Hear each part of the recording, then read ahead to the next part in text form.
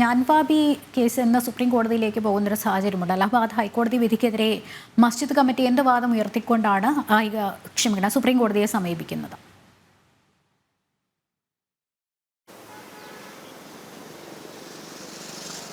Lakshmi, Kashi ഞാൻവാബി case വീണ്ടും supreme കോടതിയിലേക്ക് എത്തുകയാണ്. നേരത്തെ ഞാൻവാബിയിൽ സർവേ നടത്തുന്നതുമായി ബന്ധപ്പെട്ട കേസ് സുപ്രീം കോടതിയിൽ ഉണ്ടായിരുന്നു. ഇപ്പോൾ ഏറ്റവും ഒടുവിൽ ഈ വിഷയം സുപ്രീം കോടതിയിലേക്ക് എത്തുന്നത് കഴിഞ്ഞ ദിവസങ്ങളിൽ വന്നിട്ടുള്ള അലഹബാദ് ഹൈക്കോടതിയുടെ വിധിയുമായി ബന്ധപ്പെട്ടാണ്. അതായത് 1991 ഹിന്ദു വിഭാഗം കോടതിയിൽ സമർപ്പിച്ചിട്ടുള്ള ഹർജികളുണ്ട്. കാശി ഹൈന്ദവ ആരാധനാ കേന്ദ്രമാണ്. പൂർണ്ണമായും ഹൈന്ദവ ആരാധന പരിശോധിക്കുമ്പോൾ അതിലേറ്റവും പ്രധാനപ്പെട്ട കേന്ദ്രമാണ് കാശി. അവിടെ ക്ഷേത്ര നിർമ്മിതി തകർത്തുകൊണ്ട് ഒരു മസ്ജിദ് നിർമ്മിച്ചിട്ടുള്ളത്. ആ മസ്ജിദ് നീക്കം ചെയ്തുകൊണ്ട് കാശിയിൽ ഞാൻവാബി പുണ്യഭൂമി അത് പൂർണ്ണമായും ഹൈന്ദവ ആരാധനയ്ക്ക് വിട്ടു നൽകണമെന്ന് ഹിന്ദു വിഭാഗം ആവശ്യപ്പെട്ടുകൊണ്ടുള്ള ഹർജി 1991 അതാണ് ഈ കേസുമായി ബന്ധപ്പെട്ട പ്രധാന ഹർജിയുള്ളത്. അത് കോടതിയിലുണ്ട്. ആ ഹർജി നിലനിൽക്കുന്നതാണ്.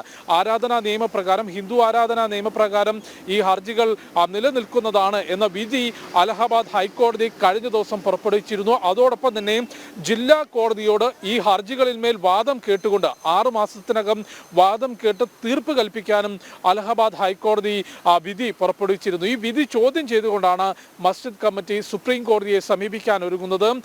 മസ്ജിദ് കമ്മിറ്റിയുടെ പ്രധാനപ്പെട്ട വാദം അത് ഈ കാശി ഞാൻവാബിയിലുള്ള മസ്ജിദ് അത് കാലങ്ങളായി മുസ്ലിം ആരാധന നടത്തിവരുന്ന മസ്ജിദാണ്. അവിടെ ഹൈന്ദവ ആരാധനാ നിയമപ്രകാരം അത്തരത്തിൽ ഈ ഹർജി, അതായത് ഹിന്ദു വിഭാഗം 1991 നൽകിയിട്ടുള്ള ഹർജി നിലനിൽക്കുന്നതല്ല തുടങ്ങിയിട്ടുള്ള വാദങ്ങൾ ഉന്നയിച്ചുകൊണ്ടാണ് മസ്ജിദ് കമ്മിറ്റി സുപ്രീം കോടതിയെ സമീപിക്കുന്നത്. പക്ഷേ മസ്ജിദ് കമ്മിറ്റിയുടെ ഈ വാദങ്ങളെല്ലാം തന്നെ അലഹബാദ് ഹൈക്കോടതി തള്ളുന്ന സാഹചര്യം ഉണ്ടായിരുന്നു. അവിടെ ഹിന്ദു വിഭാഗത്തിന്റെ ഹർജികൾ നിലനിൽക്കുന്നതാണ് എന്നതായിരുന്നു അലഹബാദ് ഹൈക്കോടതിയുടെ വിധി. ഒപ്പം ഈ കേസുമായി ബന്ധപ്പെട്ട് നേരത്തെ അലഹബാദ് ഹൈക്കോടതിയുടെയും സുപ്രീം കോടതിയുടെയും വിധിയുടെ അടിസ്ഥാനത്തിൽ ദൃശ്യങ്ങൾ പകർത്തിക്കൊണ്ടുള്ള സർവേ ഞാൻവാബിയിൽ നിർമ്മിതിക്കുള്ളിൽ നടന്നിരുന്നു. അവിടെ ആ മസ്ജിദിനുള്ളിൽ നിന്ന് ശിവലിംഗവും ഒപ്പം മസ്ജിദിന്റെ തൂണുകളിൽ ഹൈന്ദവ ആരാധനാ ബിംബങ്ങൾ കൊത്തിയതുമെല്ലാം തന്നെ ആ സർവേയിൽ പുറത്തു വന്നിട്ടുണ്ട്. ആ സർവേ റിപ്പോർട്ട് നിലവിൽ കോടതിക്ക് മുൻപിലുണ്ട്. അതുകൊണ്ട് തന്നെ 1991 കാശിയിലെ ഭൂമി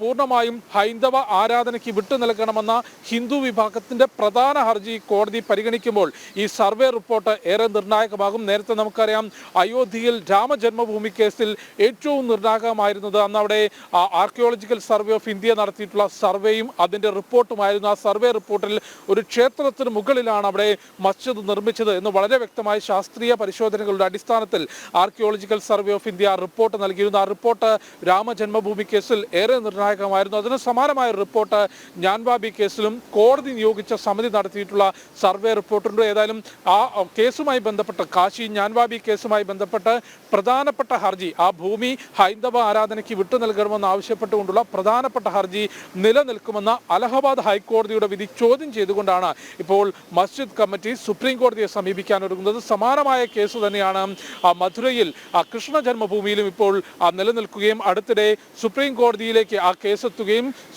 നേരത്തെ അലഹബാദ് ഹൈക്കോടതി തന്നെ കൃഷ്ണ ജന്മഭൂമിയിൽ ഷാഹി ഈദ്ഗാഹ് മസ്ജിദിൽ കോടതി നിയോഗിച്ച സമിതി, ആ സമിതിയുടെ മേൽനോട്ടത്തിൽ സർവേ നടത്താനുമുള്ള അനുവാദം, ഒരു വിധി അലഹബാദ് ഹൈക്കോടതി നൽകിയിരുന്നു. അത് ചോദ്യം ചെയ്തുകൊണ്ടും ആ വിധി അടിയന്തരമായി സ്റ്റേ ചെയ്യണമെന്നും ആവശ്യപ്പെട്ടുകൊണ്ട് ഷാഹി ഈദ്ഗാഹ് മസ്ജിദ് കമ്മിറ്റി സുപ്രീം കോടതിയെ സമീപിച്ചിരുന്ന ആ ഹർജിയും ഇപ്പോൾ സുപ്രീം കോടതിക്ക് മുൻപിലുണ്ട്. അത് ജനുവരി 9 പരിഗണിക്കുന്നത്. 9 പരിഗണിക്കാമെന്ന് കോടതി വ്യക്തമാക്കിയെങ്കിലും ഈ സർവേ നടത്താനുള്ള അലഹബാദ് ഹൈക്കോടതിയുടെ വിധി സ്റ്റേ ചെയ്യാനാകില്ല എന്ന് സുപ്രീം കോടതി വ്യക്തമാക്കുകയും ചെയ്തിരുന്നു. ജിഷ്ണു, ഒറ്റ കാര്യം കൂടി, കാരണം ഈ ആരാധനാക്രമമൊക്കെ സംബന്ധിച്ച് ഹർജികൾ വളരെ നിർണായകമാണല്ലോ. ഈ ഞാൻവാബിയിൽ ജിഷ്ണു സൂചിപ്പിച്ച ആർക്കിയോളജിക്കൽ സർവേ നടത്തുന്നത് 100 ദിവസങ്ങളോളം നീണ്ടുനിന്ന സർവേയാണ്. അഭിഭാഷക കമ്മീഷനെയും കോടതി നിയോഗിച്ച് അവരുടെ ഭാഗമായിട്ട് സർവേ നടത്തിയിരുന്നു. അവിടെ കണ്ടെത്തിയ ശിവലിംഗം, പക്ഷേ അത് ജലധാരയുടെ ഭാഗമാണെന്നാണ് മസ്ജിദ് കമ്മിറ്റി വാദിക്കുന്നത്. പക്ഷേ ശിവലിംഗത്തിന്റെ കാർബൺ ഡേറ്റിംഗ് സംബന്ധിച്ച് അത് നടത്തണമെന്ന് സംബന്ധിച്ച ഹർജിയും കോടതിയുടെ പരിഗണനയിലുണ്ടല്ലോ. അതും വളരെ നിർണായകമല്ലേ അങ്ങനെ നോക്കുമ്പോൾ?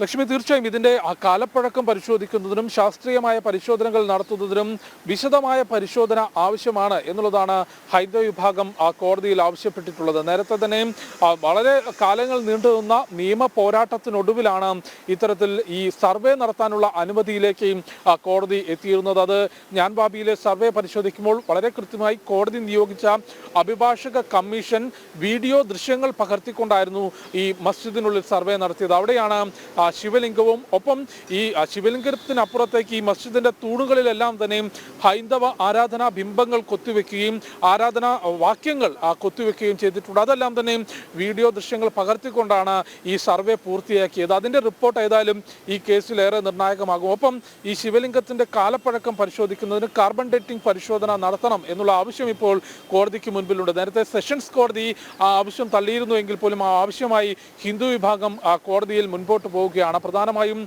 വിഷ്ണു ജെയിൻ ഉൾപ്പെടെയുള്ള അഭിഭാഷകരുടെ വാദങ്ങൾ പരിശോധിക്കുമ്പോൾ ഈ ഒരു കേസുമായി ബന്ധപ്പെട്ട് ഹൈന്ദവ വിഭാഗത്തെ പ്രതിനിധീകരിച്ചുകൊണ്ട് കോടതികളിൽ ഹാജരാകുന്നത് വിഷ്ണു ജെയിൻ എന്ന അഭിഭാഷകനാണ്. അദ്ദേഹത്തിന്റെ ഉൾപ്പെടെയുള്ള വാദങ്ങൾ പരിശോധിക്കുമ്പോൾ വളരെ കൃത്യമായി ഹൈന്ദവ വിഭാഗം ആവശ്യപ്പെടുന്നത് ഇത്തരത്തിൽ ജ്ഞാൻവാപി ആണെങ്കിലും അല്ലെങ്കിൽ മധുരയിൽ ശ്രീകൃഷ്ണ ജന്മഭൂമിയാണെങ്കിലും വളരെ പ്രധാനമായി ഹൈന്ദവ വിഭാഗം പുണ്യകേന്ദ്രങ്ങളായി കാണുകയും അവിടങ്ങളിൽ നിലനിൽക്കുന്ന ഈ ക്ഷേത്രങ്ങൾക്ക് മുകളിൽ നിലനിൽക്കുന്ന ക്ഷേത്രങ്ങൾക്ക് സമീപം നിലനിൽക്കുന്ന മസ്ജിദുകൾ നീക്കം ചെയ്തുകൊണ്ട് അത് ക്ഷേത്രം തകർത്തുകൊണ്ടാണ് മസ്ജിദ് നിർമ്മിച്ചത് എന്നുള്ള കാര്യത്തിൽ ശാസ്ത്രീയ പരിശോധനയ്ക്ക് അപ്പുറത്തേക്കും നേരിട്ട് ആ സ്ഥലങ്ങൾ സന്ദർശിക്കുമ്പോൾ തന്നെ ആ മുഴുവൻ ജനങ്ങൾക്കും അല്ലെങ്കിൽ കോടതി നിയോഗിച്ച കമ്മീഷന് മനസ്സിലാകുമെന്നും രാജ്യത്ത് നിരവധി ഇത്തരത്തിലുള്ള കേന്ദ്രങ്ങളുണ്ടെങ്കിലും ഹൈന്ദവ വിഭാഗം പ്രധാനമായും ക്ലെയിം ചെയ്യുന്നത് ഈ കാശിയും മധുരയും ഒപ്പം അയോധ്യയുമായിരുന്നു. അയോധ്യയിൽ ഇത്തരത്തിൽ ആർക്കിയോളജിക്കൽ സർവേ ഓഫ് ഇന്ത്യയുടെ റിപ്പോർട്ടിന്റെ അടിസ്ഥാനത്തിലും ഹൈന്ദവ വിഭാഗം കാലങ്ങളായി കോടതിയിൽ നടത്തിവന്ന നിയമ പോരാട്ടത്തിനൊടുവിലും രാമജന്മഭൂമിയിൽ